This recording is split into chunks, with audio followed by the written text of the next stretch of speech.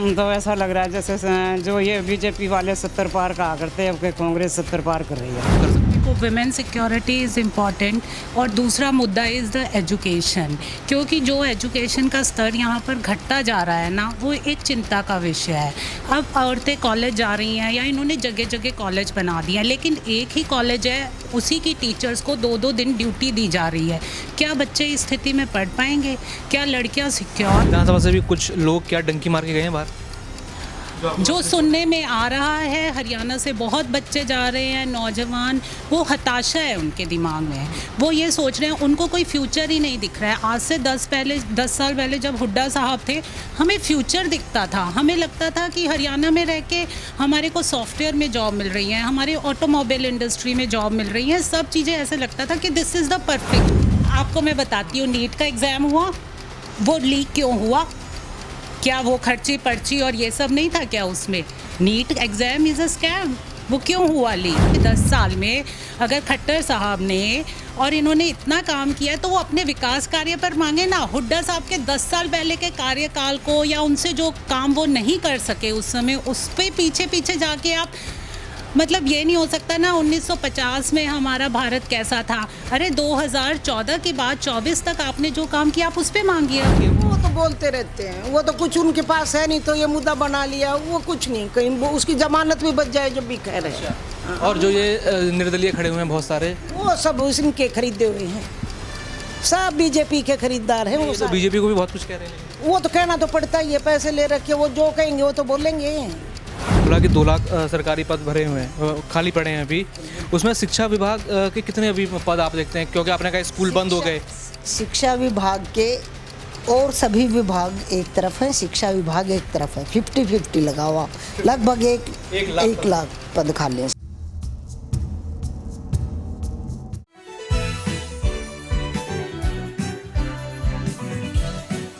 नमस्कार, मैं दौलत शर्मा और आप देख रहे हैं UIP न्यूज़। इस समय हम और हमारी टीम मौजूद है गोहाना विधानसभा में और लगातार 5 बार से जो गोहाना पर एक छत्र राज रहा है वो यहाँ पर जगबीर मलिक का रहा है। और अभी उन्हीं के घर हम मौजूद हैं और उनकी पत्नी से जानेंगे कि आखिर अभी यहाँ की जनता का मिजाज क्या है, क्योंकि लगातार 5 बार एक छत्र राज रहना और करना यहाँ पर काफ़ी मुश्किल होता है। और ऐसे में जहाँ पर लगातार कभी कांग्रेस कभी बीजेपी का माहौल बदलता हो, ऐसे में एक विधायक लगातार 5 बार अपना यहाँ पर कार्यकाल पूरा करे, ये भी बड़ी मुश्किल वाली बात भारतीय राजनीति में देखी जाती है। लेकिन ये बड़ा कमाल यहाँ पर करके दिखाया है मलिक साहब ने।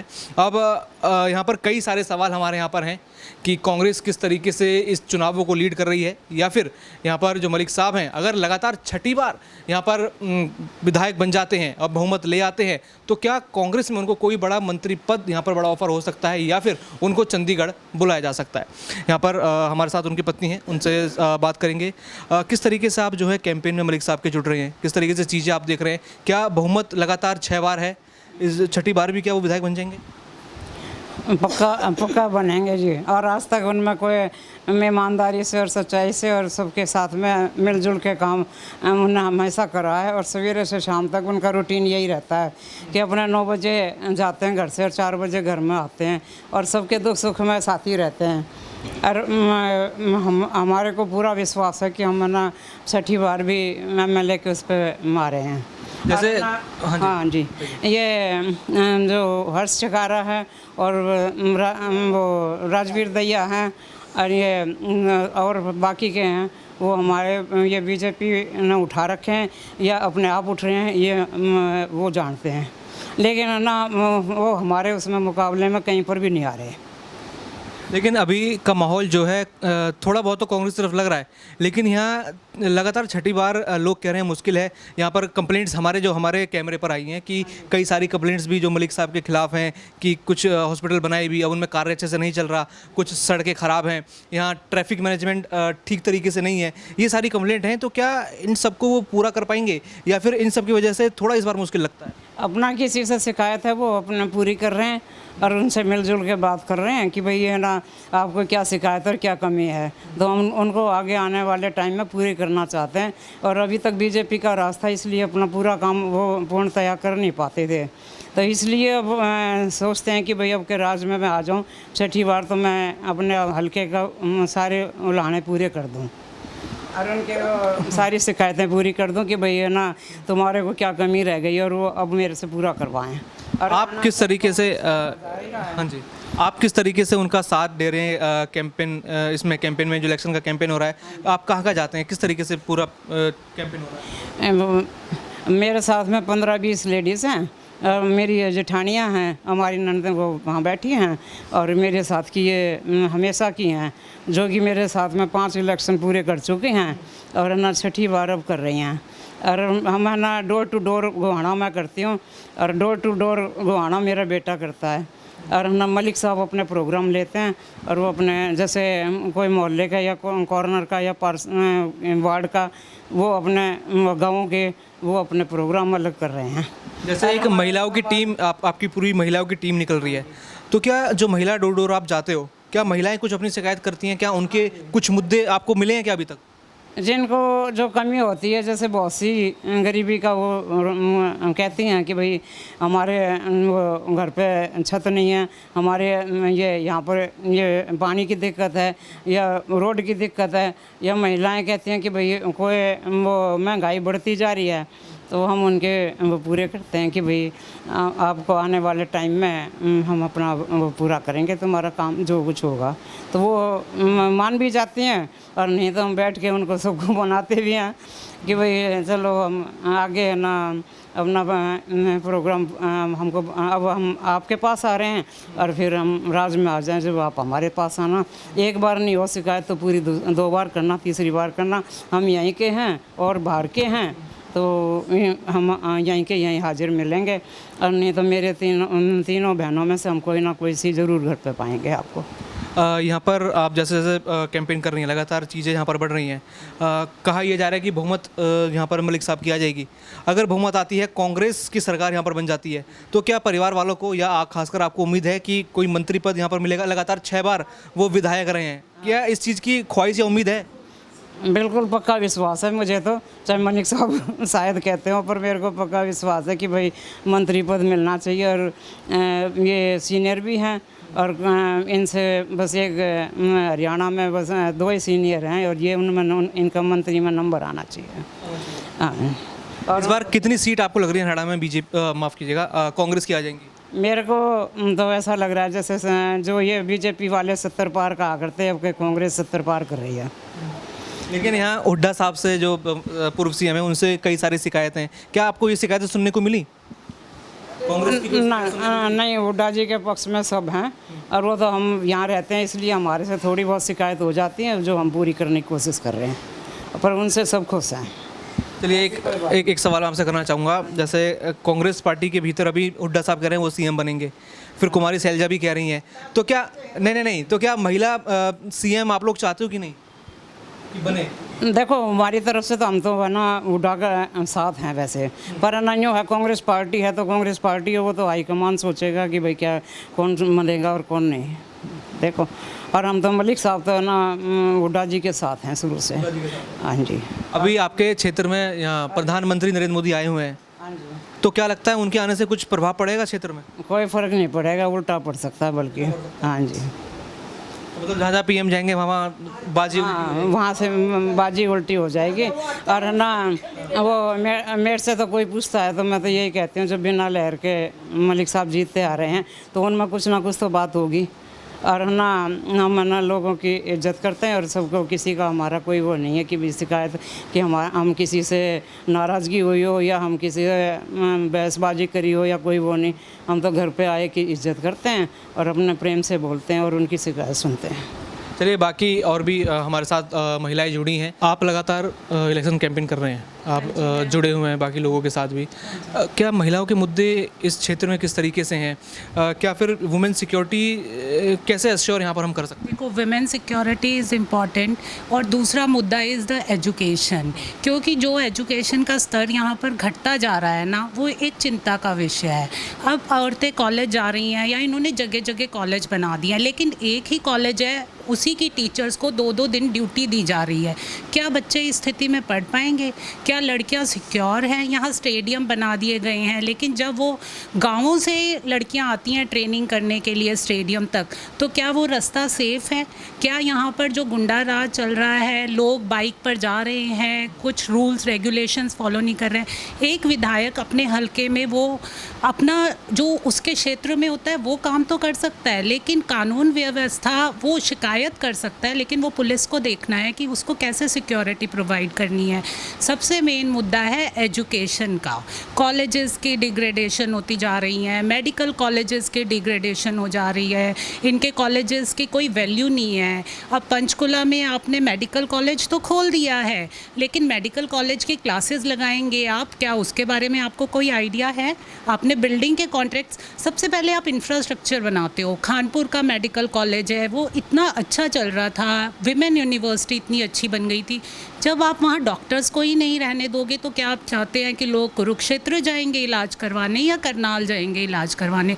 गोहाना के लोगों के मुद्दे आपने जो बताया, जो आपने पता किया, वो एक चीज़ है, लेकिन वो अभी हमारे एमएलए साहब के हाथ बंधे हुए थे क्योंकि सरकार नहीं थी। आप किसको बोलोगे? ऑपोजिशन के एमएलएस को तो वैसे भी नहीं। इन 10 सालों में उनके हाथ रोके जा रहे थे, क्या काम नहीं करने दे रहे? उन्होंने जितना भी हो सका था, उन्होंने जो भी उनकी टाइम बाउंडेशन थी या उनकी जो भी पावर थी, इवन कि ऑफिसर्स को कहकर उन्होंने अपने पर्सनल लेवल पे, क्योंकि उनका एक व्यवहार बहुत अच्छा है, तो वो जितना भी कर सकते थे ऑफिसर से पर्सनल रिक्वेस्ट करके उन्होंने लोगों को जितना मदद करते थे, विधानसभा में मुद्दे उठाए। उन्होंने यहाँ पर भी जो पर्सनल लेवल पे एक लेटर दिया जिससे किसी का ट्रीटमेंट हो सकता है या कुछ भी हो सकता है, उन्होंने वो किए। इसीलिए वो आप जो कह रहे थे कि 6 बार से क्यों बन रहे हैं, क्योंकि उनका पर्सनल टच बहुत ज़्यादा है। वो यहाँ से आप मार्केट तक, आप यहाँ के कितने लोगों के, 1000 लोगों के भी नाम पूछना चाहेंगे ना, तो वो उनकी उंगलियों पे गिने हुए हैं। तो और शिक्षा के लिए हमारा घर हमेशा से ही, उनको ये लगता है कि इस पूरे प्रदेश में एजुकेशन फैले। क्योंकि जब वो बंसीलाल के समय में भी थे, तब भी उन्होंने यहाँ पर प्राइवेट मेडिकल कॉलेज या इंजीनियरिंग कॉलेजेस को बढ़ावा दिया था ताकि लोग आए, उनके लिए असेसिबिलिटी बढ़े, क्योंकि असेसिबिलिटी और स्टाफ ये सब, अब एजुकेशन तो इंक्रीज़ करनी है ना। हम बच्चों को यहाँ डंकी के थ्रू बाहर जाके, ये हमारा क्रेडिट नहीं है। इंडिया में ही रह के बच्चे पढ़ें और नौकरी करें, हम यही चाहते हैं। विधानसभा से भी कुछ लोग क्या डंकी मार के गए हैं बाहर?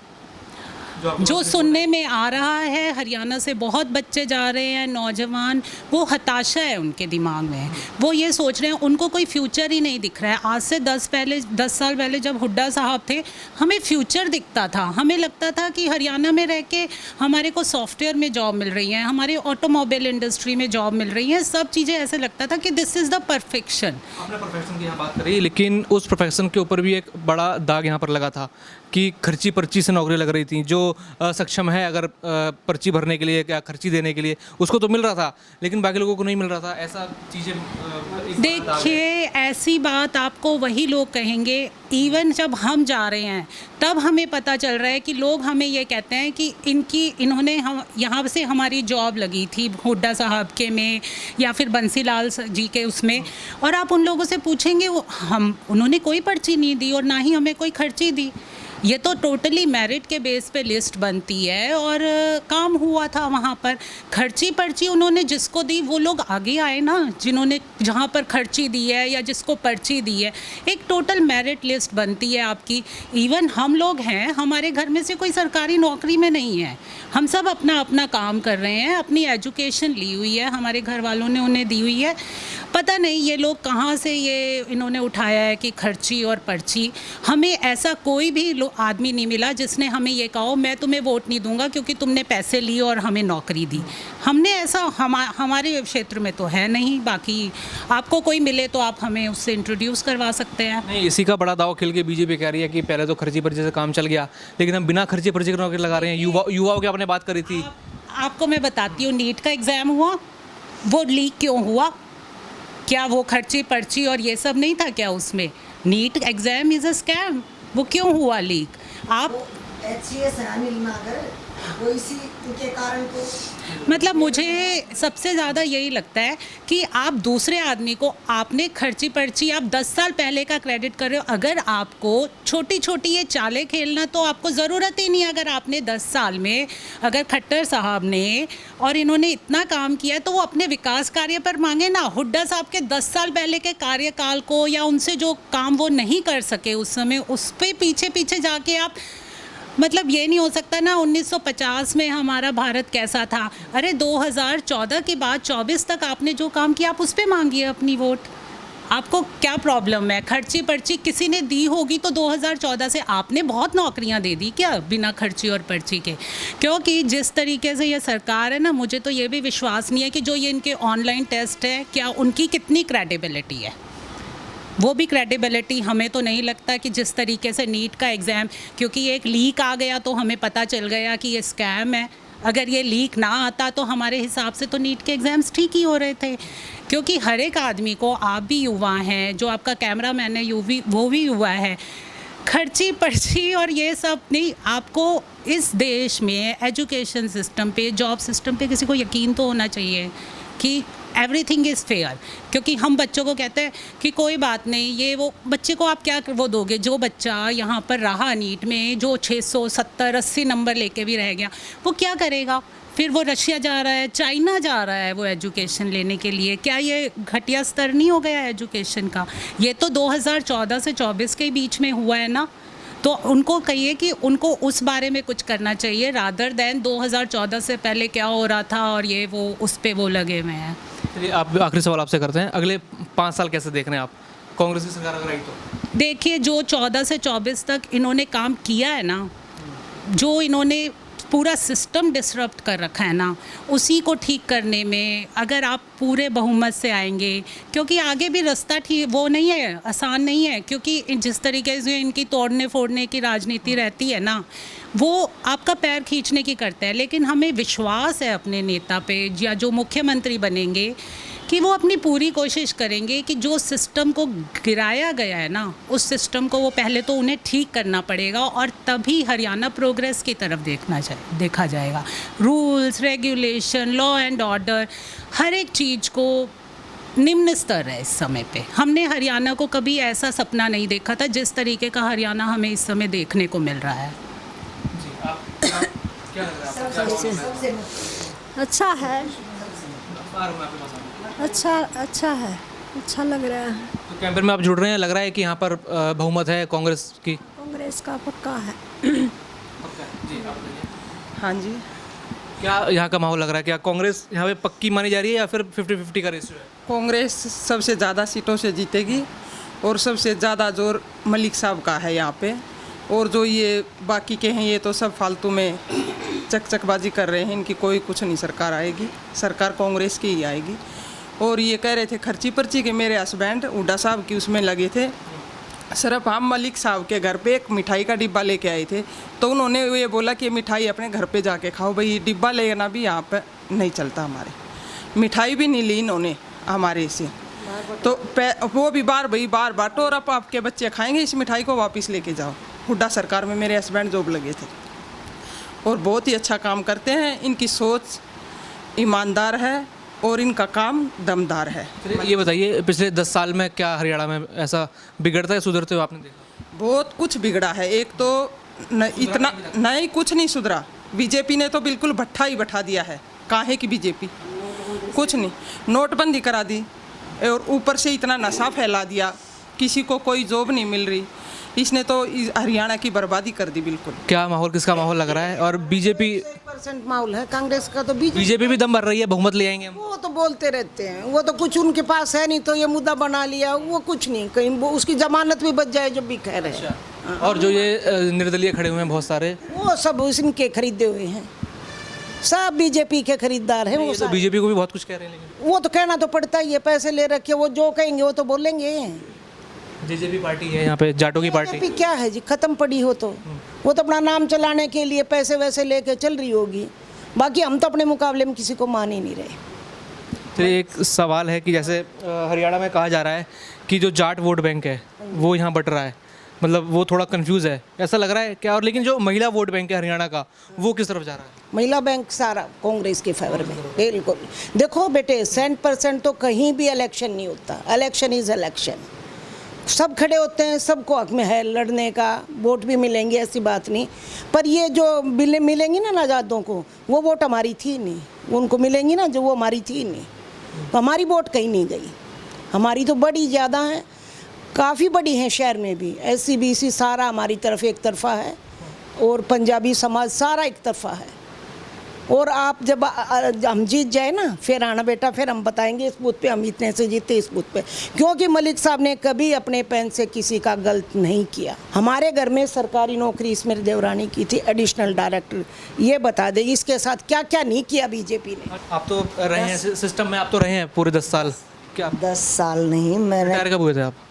लगभग 1.5 महीना पहले मैं रिटायर हुई थी, 31 जुलाई को। इसमें जो कथनी करनी में बीजेपी के इतना अंतर है, ये कहते हैं अपने आप को ईमानदार, लेकिन सबसे ज़्यादा बीजेपी जैसा नाम है ना, बहुत झूठी पार्टी और भ्रष्ट पार्टी है। मैंने तो खुद सिस्टम में रह के देखा है, बगैर पैसे के ये छोटे से छोटा काम भी नहीं करते। जो एक कह रहे हैं ना कि हम रोज़गार दे रहे हैं युवाओं को, वो कोई रोज़गार नहीं दे रहा। वो उन बच्चों को पहले से रोज़गार मिला हुआ है, सिर्फ उनका रजिस्ट्रेशन इसमें कर रहे हैं। ये उन्हीं के नाम लेकर के सभी विभागों से उनको कह रहे हैं कि हमने नौकरी दे दी है, वो पहले से रोज़गार पे हैं। लेकिन ये एक अमित शाह के बेटे की कंपनी है, उस कंपनी के नाम से ये कह रहे हैं कि हमने ठेकेदारी प्रथा बंद कर दी, अब हम उसका बड़ा ठेका अमित शाह के बेटे ने ले लिया। आप कौन से डिपार्टमेंट में थी वैसे?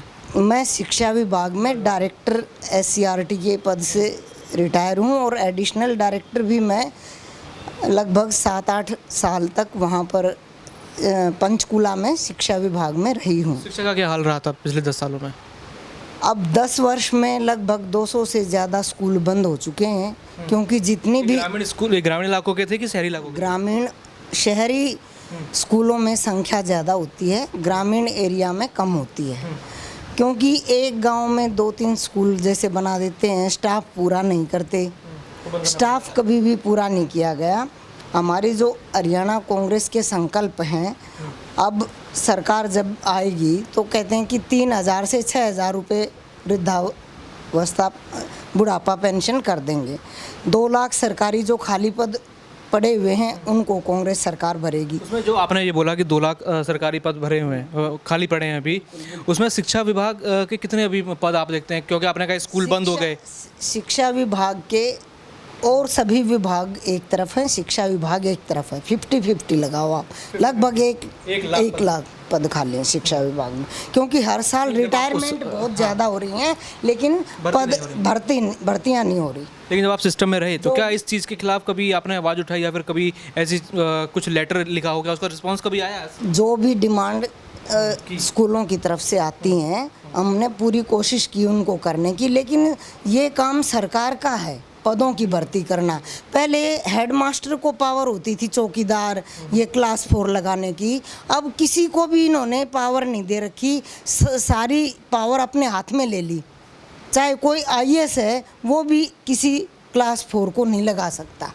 अमित शाह का बेटा है, वही लगाता है। ये कौशल रोजगार निगम इसका नाम रख दिया, और अपना कौशल करते जा रहे हैं। RSS के जितने भी बच्चे थे, परिवारों के बच्चे, उन सब को कौशल रोजगार निगम के थ्रू इन्होंने लगा दिया।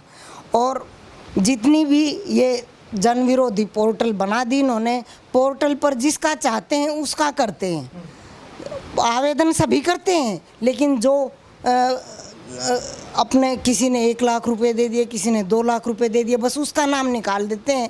और वो बच्चे पहले से लगे हुए हैं, सिर्फ एडजस्टमेंट किए और ये कह रहे हैं कि हमने नौकरी दे दी। उसके बाद अपना कांग्रेस सरकार जो है अब 500 में गैस सिलेंडर देगी। इन्होंने वादा किया था, खुद स्मृति ईरानी सिलेंडर उठा के घूम रही थी मंत्री, तो वो अब महिलाओं के लिए वो गैस सिलेंडर के लिए क्यों नहीं प्रदर्शन करती? बाबा रामदेव जी थे, उन्होंने काले धन के खिलाफ आंदोलन किया, अन्ना हजारे ने आंदोलन किया, तो वो अब कहाँ हैं? सब चुप बैठे हैं।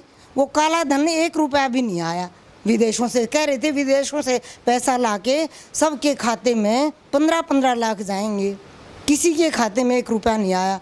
स्वामी रामदेव जी खुद कह रहे थे किसी को 5 साल तक कोई 1 रुपया टैक्स नहीं देना पड़ेगा।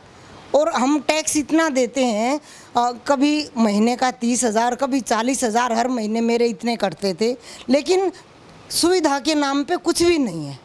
आप देखो कांग्रेस के राज में इतनी सड़कों का निर्माण हुआ जो सामूहिक कार्य थे, और जो आप कह रहे हो पर्ची खर्ची वाली बात है, मलिक साहब ने कभी किसी का 1 रुपया नहीं लिया। और मैंने 35 वर्ष की नौकरी में इतने स्कूलों की मान्यता कि कभी किसी कोई सिद्ध कर दे आकर के कि इन्होंने 1 रुपया भी लिया हो तो हम उसका दंड भुगतने को तैयार हैं।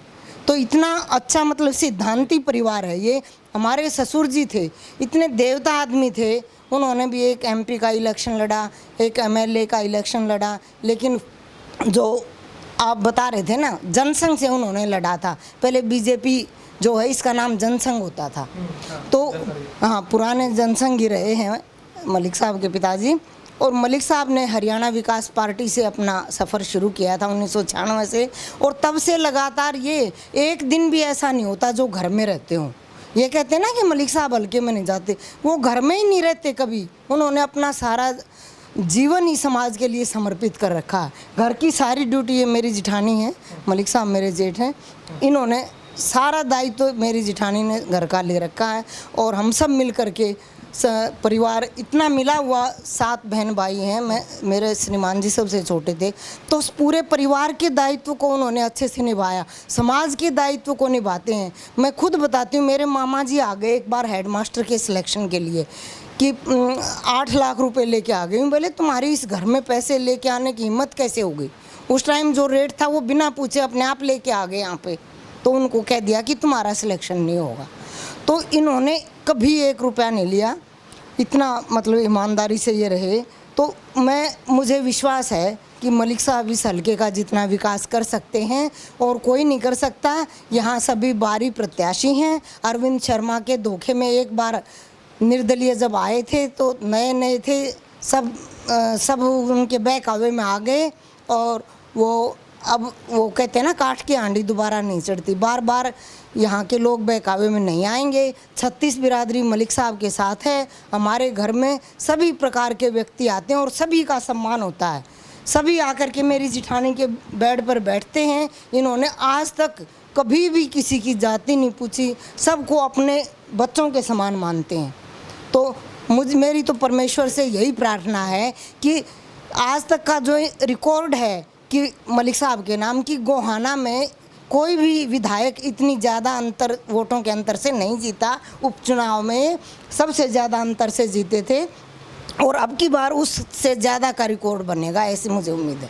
आपकी इस UIP न्यूज़ का मैं हार्दिक धन्यवाद करती हूँ कि आपने आकर के हमें ये सभी बातें कहने का अवसर प्रदान किया, और परमेश्वर से प्रार्थना करती हूँ कि आप अपने इस चैनल के माध्यम से सच्चाई का प्रचार प्रसार करते रहें और हम जैसे व्यक्तियों की आवाज़ को उठाते रहें, और हम समाज के लिए अपना जीवन इसी प्रकार लगाए रखेंगे जैसे अब तक समर्पित हैं। मलिक साहब समाज के लिए, गोहाना के लिए हमेशा समर्पित हैं। हमारे ससुर जी भी मेरे माध्यम से चिट्ठी लिखवाते थे बंसीलाल जी को कि हमारे गोहाना हल्के में इस चीज़ की कमी है तो ये पूरी होनी चाहिए।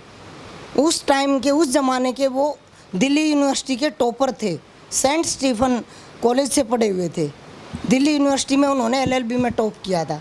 तो हमारा जो परिवार है, सभी तीनों हमारे जो भी हैं, मेरे दोनों जेठ और हमारा 1 रुपये का रिश्ता हुआ। हमारे ससुर जी ने 2 दिन खाना चलाया MLA साहब की शादी में, 1 रुपया भी किसी से नहीं लिया। जैसे मुंह दिखाई करते हैं ना, खाना खाओ बाहर की बाहर जाओ। तो इतना अच्छा परिवार, हम तो ये सौभाग्य मानते हैं इस परिवार में। तो ये थी गोहाना से विधानसभा की पड़ताल। हमने जाना यहाँ पर जनता के मूड के साथ साथ यहाँ पर महिला वोट बैंक की तरफ जा रहा है, और पूरी तरीके से आपको ये रिपोर्ट दिखाई। बाकी और भी ऐसी खबरें जानने के लिए देखते रहिए UIP न्यूज़। धन्यवाद।